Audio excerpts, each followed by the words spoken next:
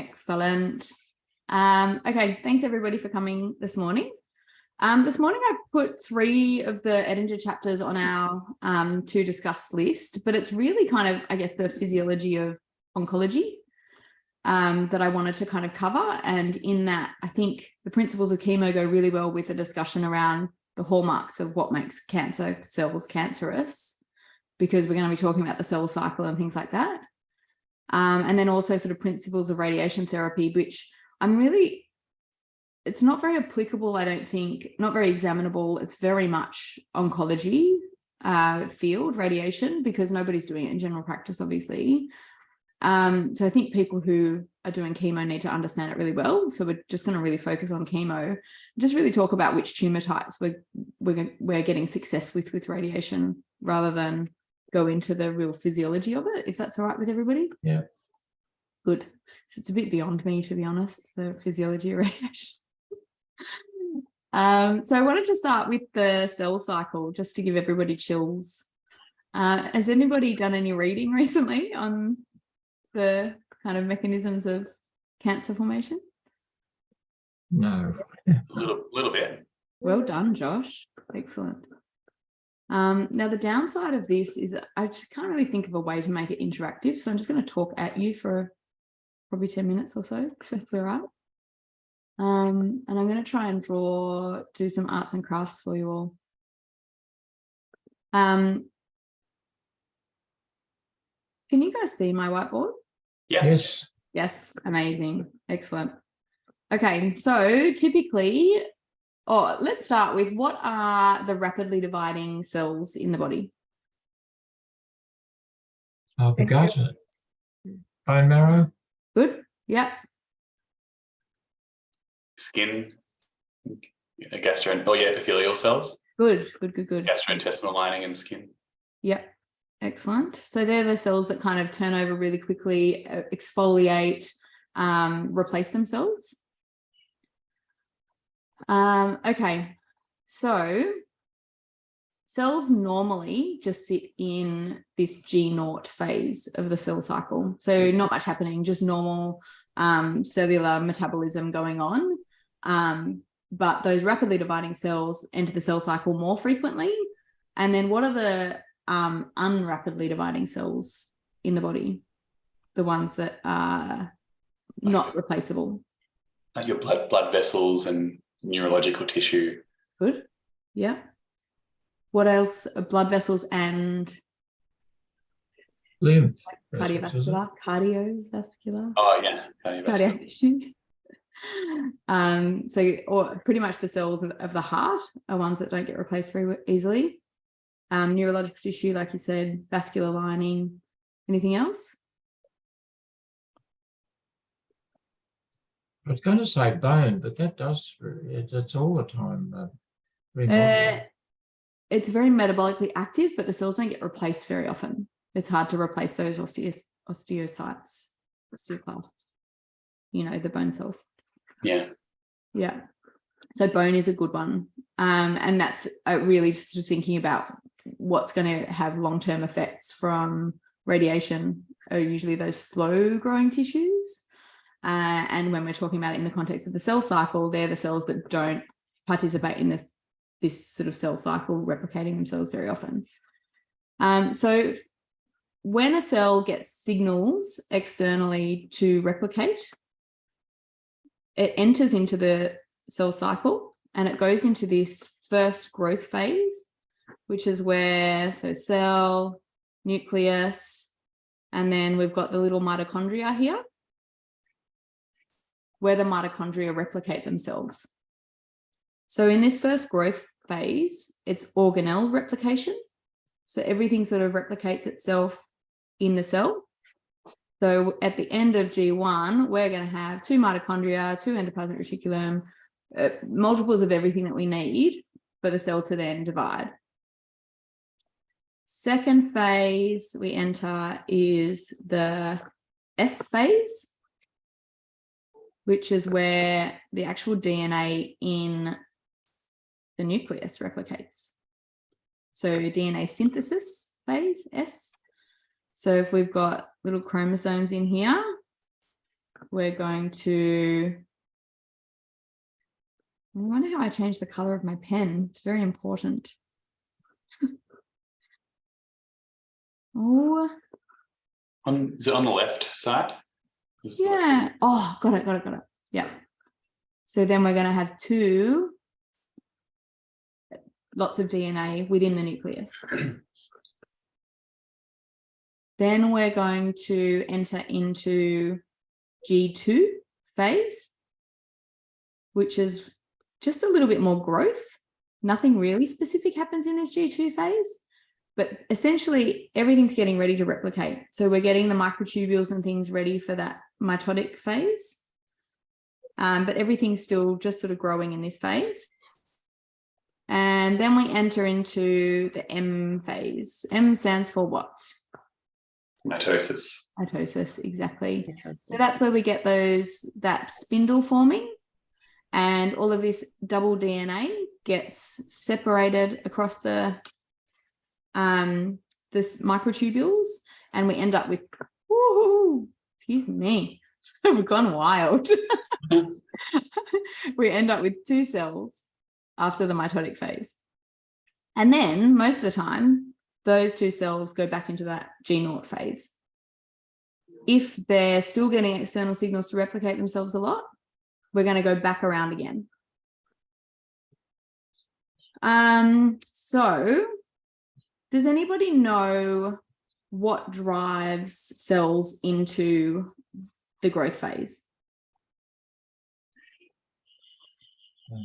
I think with cancers, it's like oncogenes. Excellent. Yeah.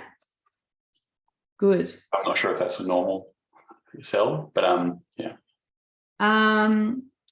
It is a normal cell, absolutely. So that happens in health. So the key elements that drive cell replication are called cyclins and CDKs. And they're essentially like 2 proteins that get produced when certain genes are upregulated that drive quiescent cells into the growth phase and then override the kind of checkpoints which normally stop cells from over-replicating. So let's talk about those checkpoints quickly, which occur at the end of the G1 phase before the synthesis phase. So this is checkpoint number 1. So if we've got weird organelles being produced, because anytime there's a replication event, there's a higher chance of errors, right? So if you've got weird organelles, or if replication of the organelles phase hasn't happened right, it's going to get picked up at this phase. And those CDKs and cyclins, the production of those is going to stop. So it's not going to push the cell into this next phase. And then the second checkpoint is at the end of G2, where we've had all of the DNA replicated. We're pretty much ready to go. And again, there's this checkpoint to stop a cell from actually dividing if there's any errors in replication occurred throughout this process. So what codes for... There's sort of, I really like to think of this quite mechanistically, so that you've got a sort of system of thinking about it. So if you've got, Josh mentioned oncogenes. What do you think oncogenes code for? Increase in cell replication or decrease in cell replication? Increase. Exactly, because we know that neoplastic cells replicate themselves uncontrollably or without external control. So if you've got oncogenes activated, you're going to get increases in those cyclins and CDKs. So these checkpoints get overridden by a cyclin and a CDK, which get produced in excess, interact in excess, and push that cell through this checkpoint into the next phase without the checks and balances that would normally happen. And they're all that intracellular signaling stuff that we're not going to, that's not medicine, that's onco. Does that make sense? Have I gone into too much detail? Okay. So we could have an increase in oncogenes, which would lead to an increase in our CDK and cyclins. Does anybody know the name of any oncogenes?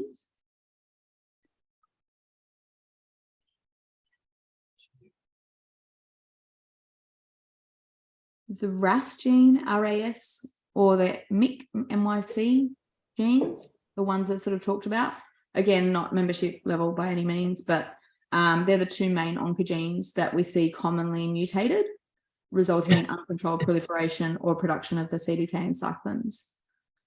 The other things that they can do, those oncogenes, is not just the CDK and cyclins, but they can actually make the cells survive for longer.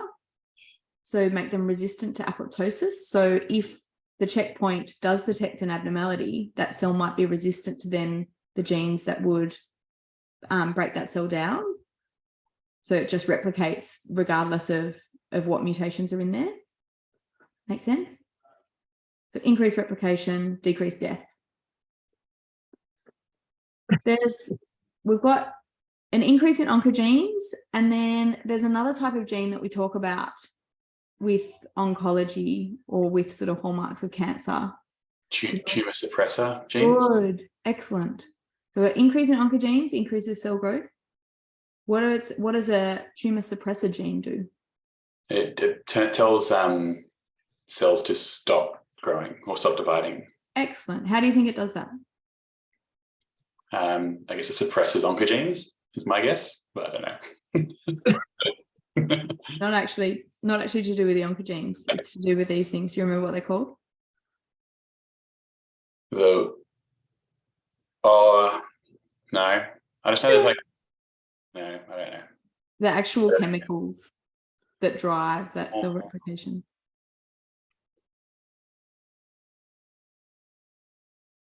CDK and cyclins. Oh, right. You just said that. Yeah. Several times. Sorry, I wasn't even thinking of those. I was thinking of something new, but yeah. No. I'm not sure which one's which. I'm sure there's like a system that you're supposed to follow when you label these, but CDK and cyclins. So these chemicals are the drivers of cell replication. So if you've got increase in oncogenes, you're going to have an increase in CDK and cyclins. If you've got a decrease in tumor suppressor genes, you're going to have an increase in CDK and cyclins. But if when tumor suppressor genes are functioning normally, you're going to have a decrease. It's going to cause a decrease in CDK and cyclins. Does that make sense? Because they're suppressing cell replication. So that's their main role, is the way that they impact CDK and cyclins. Does anybody know a tumor suppressor gene, the name of one? E53. Yeah, that's the only one. Yeah, excellent. There's ones that are talked about, particularly with, I think, breast and uterine cancer, the BRCA gene as well.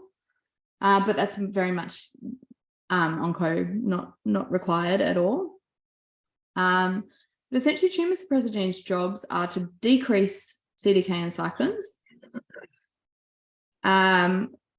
increase the proteins that are responsible for cell repair. So essentially, when there's a cell problem, when a problem is detected at these checkpoints, we're going to get an activation of tumor suppressor genes in health. We're going to stop production of these things, so we're not going to push that cell through that checkpoint, and we're going to activate all of those repair chemicals inside the cells. So I'm going to go back and test you. What is the role of an oncogene in health? To encourage replication. Excellent. By increasing cyclin and CDK. Excellent. What is the role of a tumor suppressor gene in health? The opposite, essentially. So yes. Suppresses replication and growth and cyclin and CDK. Yes, excellent. And promotes repair, which is separate from the CDK and cyclin. Or apoptosis, if that's appropriate. So it's a balance of activation of both those tumor suppressor genes and oncogenes, which keep cell replication in check. So if we now stop arts and crafts, if everybody's happy with that concept. Yeah, great. Yeah. Okay. Excellent. So now that we've sort of talked about that, there's this really seminal, I'm going to say this, everybody probably knows this, but there's a really seminal paper called Hallmarks of Cancer, which has been kind of updated as our kind of understanding of oncology progresses, so all the sort of intracellular signaling things. But there's certain characteristics of neoplastic cells, cancerous cells, which are unique to cancerous cells, which is how we differentiate cancer from a benign growth versus normal cellular function and replication. So knowing what we know now about the cell cycle, what might some of the hallmarks of cancer be? There's increased oncogenes or signaling of oncogenes. Yes, which if we put that into like a behavior of a cell, what's the cell, what could we call that? Like Sensitivity or something like that. They like uncontrolled replication, essentially. like they're Like the check do it themselves, like they're self-sufficient. Yes, self-sufficiency is the word. Exactly. So did you read that? I remember looking at it. Yeah. Yes. So it lacks control and feedback, the replication and growth. So number one hallmark of cancer is self-sufficiency of growth, which is as a result of activation of the oncogenes. What else?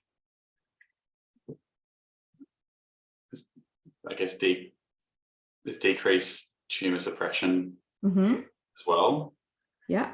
Can't remember what that's called, but Insensitivity to tumor suppression. Yeah. They also are more likely to invade other tissues, I think, is the other. Yes, excellent. Where are we? Capacity to invade and metastasize. Yeah. Angiogenesis, like they'll have more blood supply. Maybe. Love that one. Yeah. What makes angiogenesis? We're going to talk about angiogenesis more. Are we? Maybe we won't. I hope to. Maybe when we do like hemangiosarcoma, we'll talk about that more. But do you know what oh my god, cytokine chemical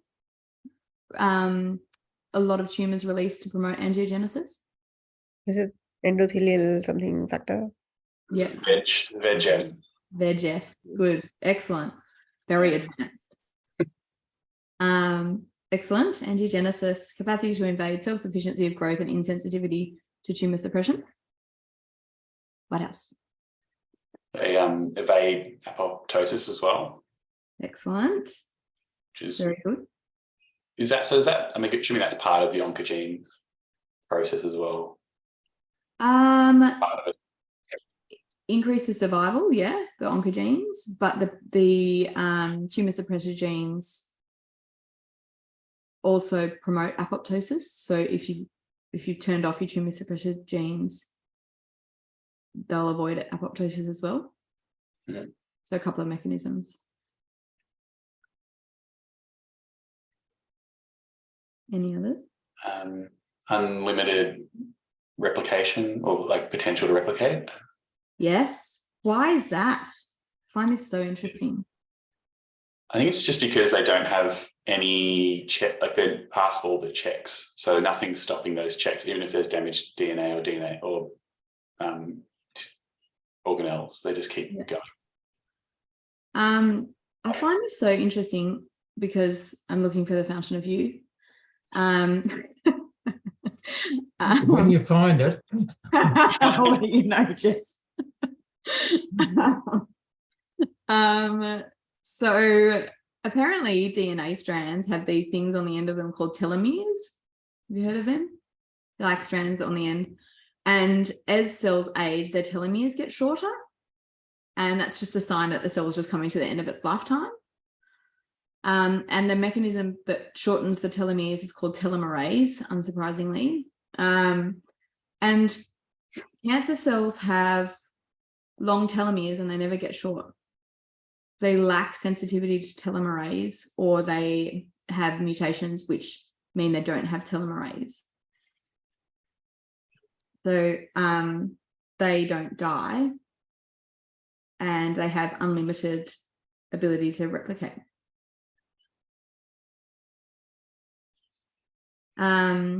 Excellent. Any more? That's it, isn't it? That's 6, but now we're much more advanced. We have 10 now. Okay, I haven't even had 6. I'm behind. You're fine. That's so 2000. It's like 2020 now. God. What do we use? Does anyone know what a PET scan is? Yeah. What is it? Now you're asking. I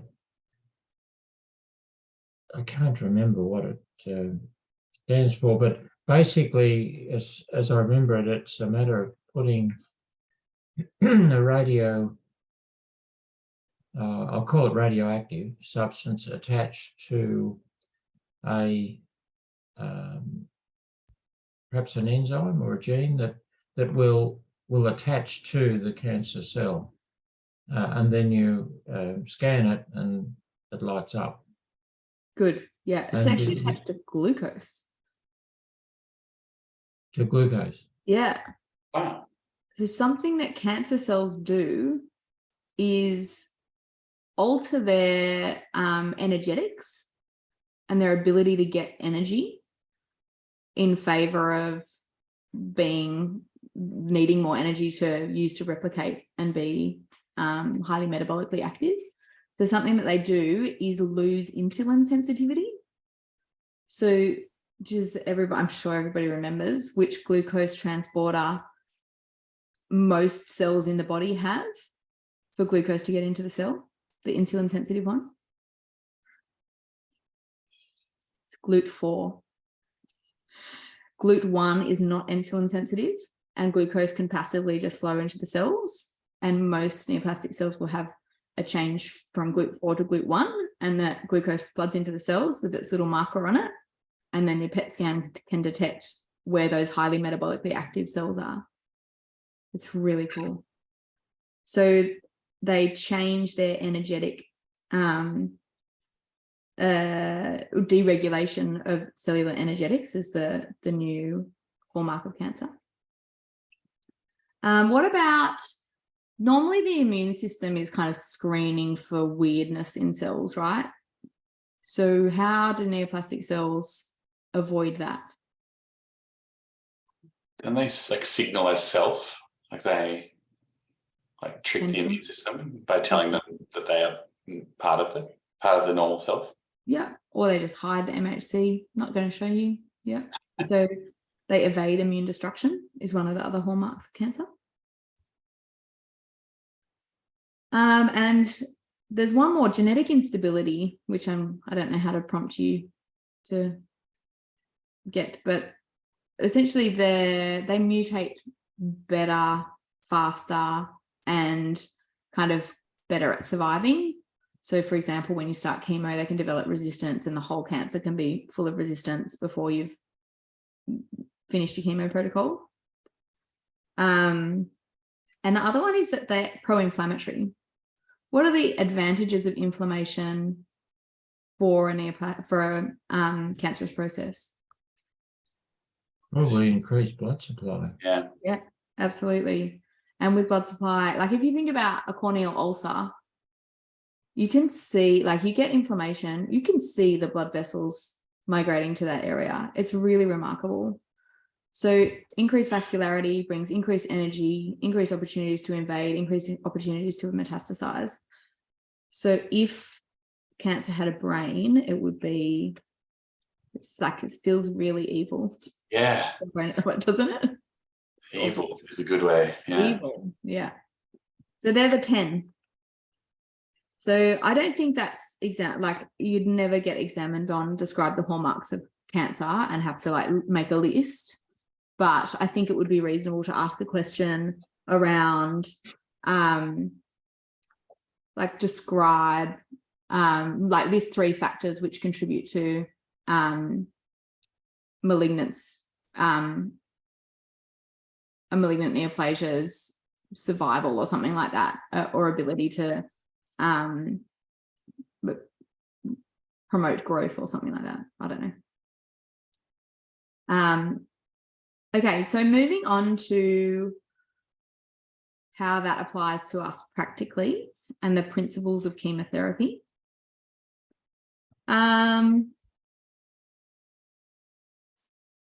Let's talk about what type of tumours we would treat with chemo. Microscopic, is that what you're? Great. Yeah, excellent. So why? Is it to do with that penetration? Because if it's a macro tumor, the number of cells are too many, so it can't really penetrate. Yep, exactly. So we get in big tumours, we get using ultrasound words, heterogeneity of blood supply. So some cells will get heaps, some cells will get none. There'll be a necrotic area surrounded by cells that aren't getting a lot of blood supply, which means that chemo is not going to be delivered at a uniform dose to each cancer cell. What happens to the growth of a tumour as it gets massive? Does it just keep growing at the same rate? It's exponential. Because every cell is dividing. So yeah, it's exponential. To a certain point, but then it actually slows down. Because the blood supply can't get to the... Yeah. And what that means is that the cells aren't as actively involved in the cell cycle. And how does chemo work? Disrupts parts of the cell cycle.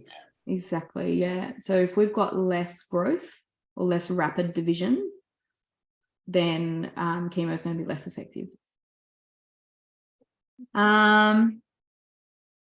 Or the other point, actually, which is probably worth making, is that when you've got variation in dose being delivered to the cells, if you're treating a big tumour, it's an increased risk of resistance development because you're sort of underdosing a lot of the cells.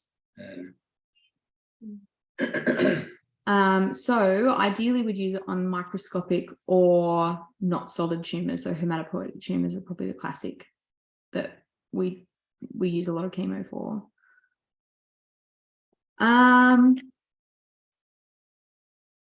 What is adjuvant chemo?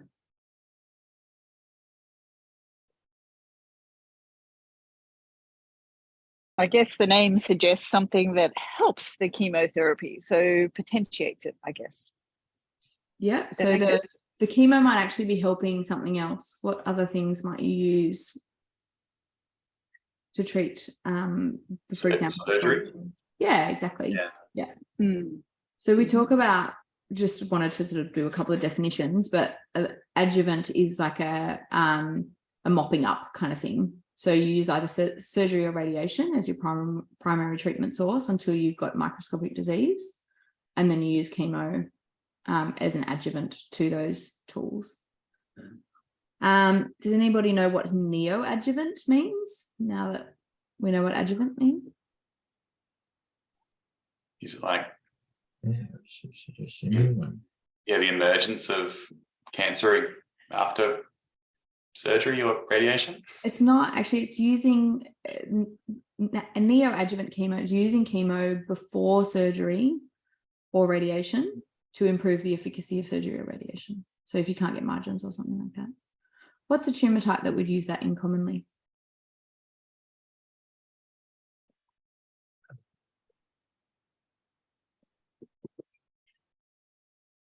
Maybe like a... I'm not sure. I'll stick my neck out and say nasal tumours, epithelial tumours. I wish we could shrink nasal tumours with chemo. They don't really like that. Maybe places where you can't, like the surgical margins are not, so you can't really, so you want to shrink it maybe a little bit and then have a better margin, something like that. Perfect. Yeah. So I think that the cancer that responds best to chemo, which is a surgical cancer, is mast cell disease. And because you've got to get such wide margins and there's so many locations of mast cells where you can't get those margins, that's an indication for neoadjuvant chemotherapy. And then can anybody think what chemoradiotherapy might be? Combination radiation chemo. Yeah. And it's actually, you're not using the chemo in that situation to kill the cells. You're actually using it to sensitize the cells to radiation, because you make them more susceptible to DNA damage by like pissing off the DNA first. So they work quite well together. So I think with chemo, it's important that we've got an idea of what we're trying to achieve out of it. So do we use chemotherapy for curative intent very often? No, it's Not in animals. No, exactly. What situations might we try for curative intent? Like low-grade tumors, or yeah, probably they're the main ones I would say. Yeah. Like a soft tissue sarcoma, Mhm. low-grade. Low-grade mast cell tumors, those kind of things. Yep. And it's usually, chemo is rarely used on its own for curative intent. It's normally sort of the surgery was with curative intent and the chemo is just a safety measure kind of thing. Theoretically, with lymphoma, a sort of multicentric B-cell lymphoma, if we treat that with a CHOP protocol, according to oncologists' sort of doses and protocols, there's a 5% chance of cure. They're quite high doses to start with, but I think it's important to, I guess, put it on the list and have the discussion, open discussion with clients as to what their risk aversion is, what their comfort levels are like with side effects and things, because you can't start with palliative intent and then move to curative intent, but you can and often go the other way. So you can start heavy-handed and then drop the dose if the side effects are unacceptable. A 5% chance of cure isn't very high, but it's 1 in 20 dogs with B-cell lymphoma. So it's definitely got to be a discussion with the owner and that kind of idea that we either go hard now and risk with a higher risk, or we're not going to achieve a cure and we can't go the other way. So that's a discussion that's potentially worth having. Is that kind of, are we aiming for curative or palliative? So I really want to share with you my study notes for chemo, because I looked back at them and I felt like a crazy person in hindsight. So funny. I'll see if I can get it up here. Oh, it's somewhere. Oopsies.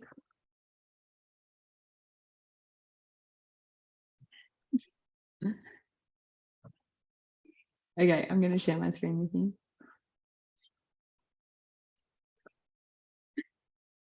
Does that help any of you? That's a hard Love pass. the colours. I know, it's so pretty. So pretty. I looked at it and I remember my intention when I did this. I was like, I'll do the cell cycle and I'll write down where each agent works within the cell cycle and I'll know it like the back of my hand, and the page just got so busy it makes me nauseous to look at. Okay, so you don't have to learn that. But I think it's worth talking about the different classes of chemotherapy drugs. Is it everyone doing chemo? Or Yeah, I have done. Yeah. So first class of drugs, alkylating agents. What are some examples of alkylating agents? Like lomustine is one, Yep. I think. Yep, perfect. Cyclophosphamide in there as well. Good, yeah.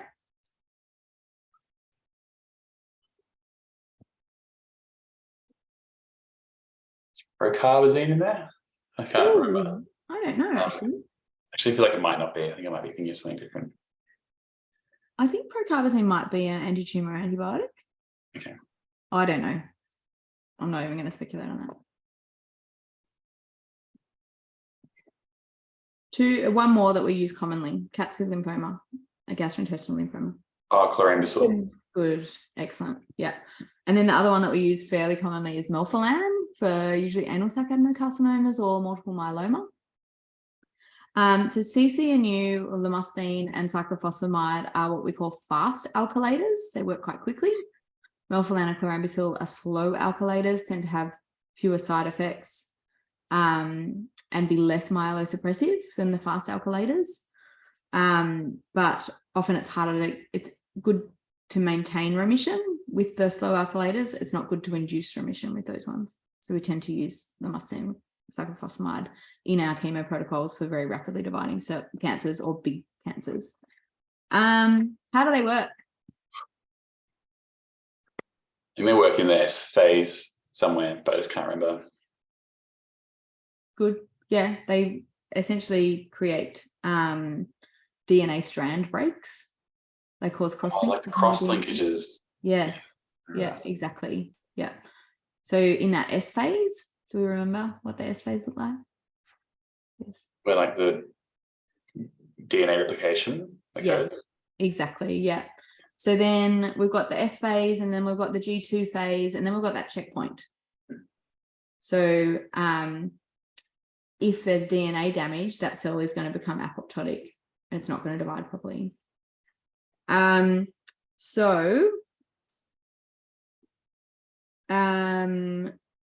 interesting thing I learned about this class of drugs is that they don't have, if a cancer cell becomes resistant to another class of chemotherapy agents, this class of drugs doesn't have any cross resistance, whereas other classes do. So where an animal might become resistant to like vincristine and doxorubicin at the same time, this is why we use lomustine in the rescue protocol, because you can predict that cancer won't be resistant to lomustine, and that patient may develop resistance to lomustine down the track, but it actually might not have resistance to cyclophosphamide even within that class. There's no cross resistance. So they're really nice medications to have in a rescue protocol or as a backup. And quite often when you sort of look back at the oncologist protocols, you can see that when something's gone wrong or we've got regrowth or a lack of response, they've thrown in an alkylating agent. What about anti-tumor antibiotics? Doxo. Doxo, that's the big one that we use all the time. And another one we use for bladder cancers. Mitoxantrone, good. We used to call that Blue Thunder. That's a way cooler name. I know. It's blue and it's like tiny little doses. And it's just. I'm going to bring it back. But yeah, we'll give it some Blue Thunder. Okay. What do anti-tumor antibodies do? What's their mechanism? Oh, they do heaps, I think. Hey? They do heaps, I think. I think they might mostly work, again, S phase, but in multiple parts of it. Yeah. Like I think they stop like unzipping of DNA. Mm-hmm. I think that's probably the biggest thing. It's like the topoisomerases or whatever. Oh, I love that. The thing that like helps put more nucleotides in or whatever. Yeah. Excellent. I can't believe you came up with a topoisomerase. This was in my membership exam. Oh, I remember it. I think it's hard. Starts a bit.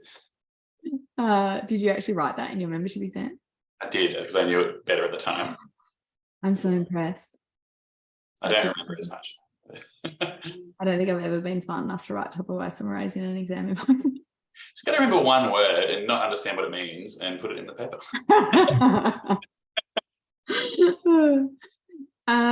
Okay, so a similar S phase interfering with the formation of DNA, either DNA sticking together or the DNA pulling apart to be replicated, typically, or like like Josh says, they're effective in lots of different areas of the DNA.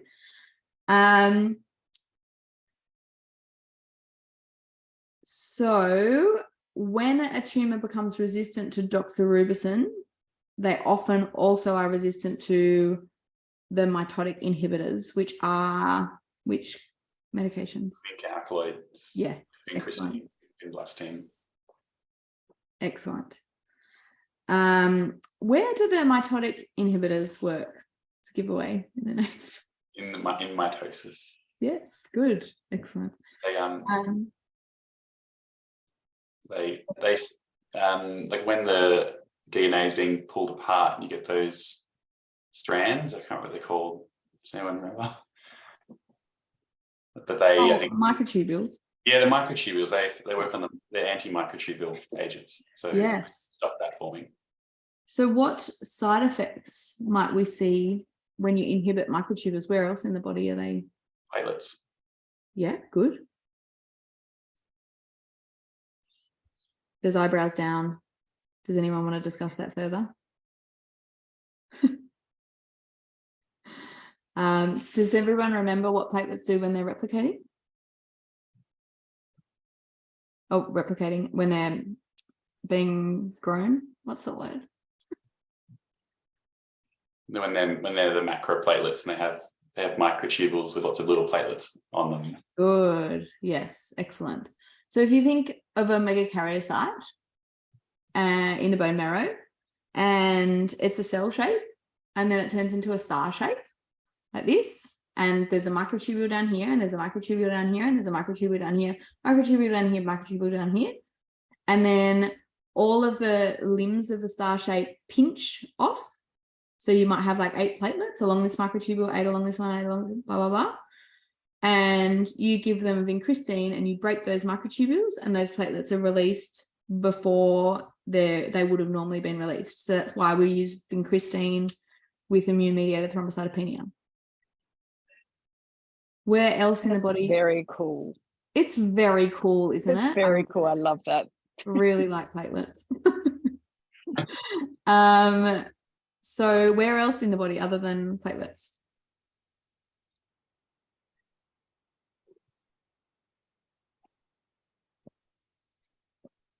How do signals get from a neuronal cell body to the tip of the toe? Axons and the dendrites and stuff. Yeah, so that electrical signals. What about like organelles and like neurotransmitters and things like that? Proteins that are produced up around the nucleus.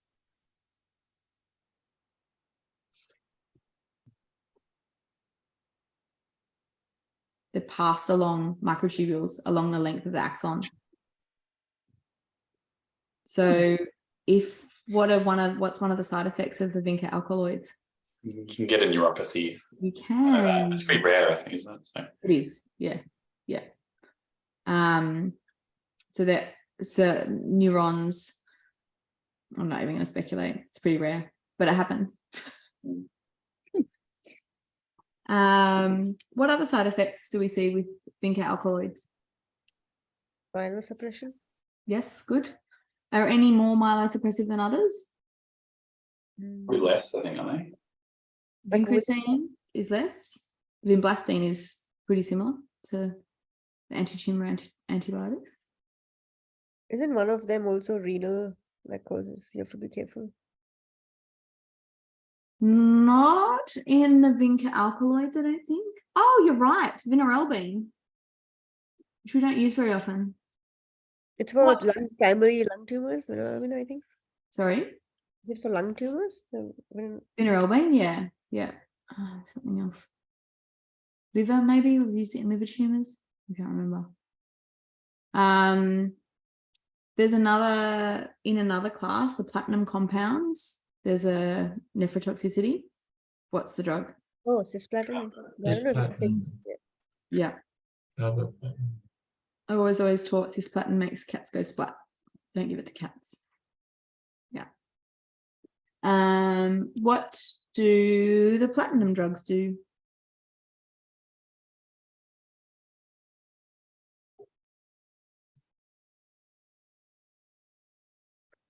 Remember this one. Just need to let toot in while you consider that. He's being very polite.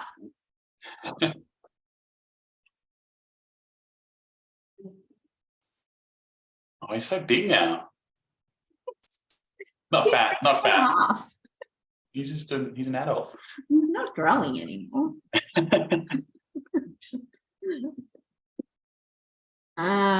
So did anybody come up with any conclusions? Well, I don't remember, but I don't remember the story, but I remember there's a fun history about it, but I can't remember what it is. Oh, I don't know that. They That sounds- cross-linked there. Yeah, I think how they came about it was pretty cool from memory, but Oh, I wish I had a sorry, I can look it up. anecdote for you. I don't. They work in really similar way as the alkylating agents. They cause cross-linking of the DNA. And they also, similar to the alkylating agents, don't have cross-resistance. So they're nice to keep up your sleeve. What do we use? We don't really use cisplatin for anything anymore. Facial pulmonary edema in cats is one of the side effects of cisplatin. And carboplatin, what do we use carboplatin for? Can you use it for intralesional chemotherapy? Yeah, good. And intracavitary is one of the more common uses of it. Yeah. So for example, like pericardial disease, pleural, like carcinomatosis. We sometimes do that. I'm not going to talk about the side effects of chemo as far as, well, or client kind of education about chemo. Like I think you probably all know that stuff, and it's not very examinable if everybody's happy with that. And then I've conveniently run out of time for radiation. Sorry. The other thing I think we should probably mention is the tyrosine kinase inhibitors before we move on. We're going to do a whole session on those, I think, because there's such a kind of emerging field, and it's very medical. It's very much like, I don't want to go to an oncologist. What can you do for me? And we can do this. So I think it's worth understanding that really well. So I won't talk too much about it, but I think the important thing is that they also come with side effects and risks to clients with handling and things. So we sort of think of it, because it's easy to dose animals, as a not chemotherapeutic option, but it is a chemotherapeutic option. The other type of chemo I just want to cover quickly is metronomic chemotherapy, where we've talked about kind of curative or palliative intent for chemotherapy and having the chemotherapy killing the cells. What is the goal of metronomic chemotherapy? Anti-angiogenic instead. Right. So not cytotoxic. It's just trying to reduce blood supply. Yes, excellent. So how does it differ in the kind of dose intervals, doses to curative or palliative chemo? Longer doses, long term, not just continuing. Yes. So very long courses, yeah. What about lower doses? doses? Much lower doses, Much yeah. more frequent. Much more frequently, exactly, yeah. So is it lower risk of toxicity, but toxicities do still happen, and certainly cyclophosphamide is the most common medication we use for metronomic protocols, and trace hematuria is reported commonly as one of the side effects of cyclophos. And catastrophic hematuria has been reported as well, particularly if that drug sits around on the bladder lining. So a lot of people give cyclophosphamide with frusemide and give it in the morning and make sure that the patient has free access to the toilet throughout the day, so that it's not just sitting in the bladder. What are the advantages? I mean, it's pretty obvious. We've talked about angiogenesis being important for tumor growth. So usually we see stasis, sometimes a little improvement, but metronomic is more for palliation long-term rather than curative intent. All right, I'm actually going to wrap up, if that's all right with everybody. Okay, Thank you. Thanks so much, Hannah. That was awesome. No worries. I can't remember what next week is, but it'll be fascinating. Fortnight, you know what I mean. More cancer, I guess. More about cancer. Oh, you know what it is? It's immunotherapy. That's going to be really interesting. Josh is going to run that session. Can't wait. Got a bit of reading to do, guys. I'll send you all right.